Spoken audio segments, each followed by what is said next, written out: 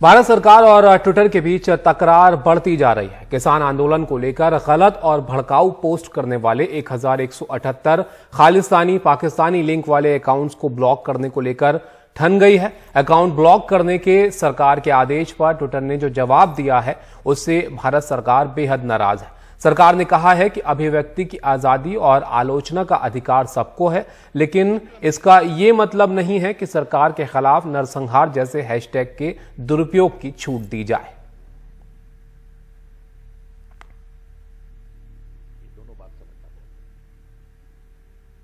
Social media का दुरुपयोग अगर हिंसा, फेक न्यूज, वैमनस्य बढ़ाने के लिए किया जाएगा तो कार्रवाई होगी, यह हम बहुत विनम्रता से कहना चाहते हैं। सर, दूसरी बात, एक फेक न्यूज को बस्ट करने का हमने प्लेटफॉर्म बनाया हुआ है और जो फेक न्यूज डालते हैं तुरंत उसका करेक्शन भी यहीं आ जाता है। तो आज इस सदन के पटल से, चाहे वो ट्विटर हो, चाहे वो फेसबुक हो, चाहे वो लिंक्डइन हो या कोई हो या व्हाट्सएप हो, मैं विनम्रता से आग्रह करूंगा, भारत में आप काम करिए। आपके करोड़ों फॉलोअर हैं, हम उसका सम्मान करते हैं, पैसे भी कमाइए, लेकिन भारत के संविधान को आपको पालन करना होगा, भारत के कानून को आपको पालन करना होगा, यह हम कहना चाहते हैं। हिमांशु हमारे साथ जुड़ गए हैं। हिमांशु, भारत के कानूनों का पालन ट्विटर को करना ही होगा, ये सरकार ने साफ कर दिया है। अब आप बताइए, ट्विटर का इस पर क्या रुख है और क्या कार्रवाई इस पर हो सकती है? देखिए, बातचीत हुई है। कल देर शाम को जो सचिव हैं आईटी मिनिस्ट्री में, उनकी वर्चुअल मीटिंग हुई है ट्विटर के जो ग्लोबल ऑफिशियल्स हैं उनके साथ, और उसमें भी उन्होंने बहुत प्रमुखता से ये बात रखा है कि जब आप भारत में ऑपरेट करते हैं, आपके पास आज़ादी है, आप भारत में बिजनेस कर सकते हैं, पैसे कमा सकते हैं, आपके करोड़ों फॉलोअर्स हैं और उसका सम्मान करती है सरकार। लेकिन साथ में अगर आप भारत में कोई बिजनेस करते हैं तो आपको भारत के जो कानून हैं, भारत की जो चिंताएं हैं, भारत के जो कंसर्न्स हैं, उनको भी एड्रेस करना होगा।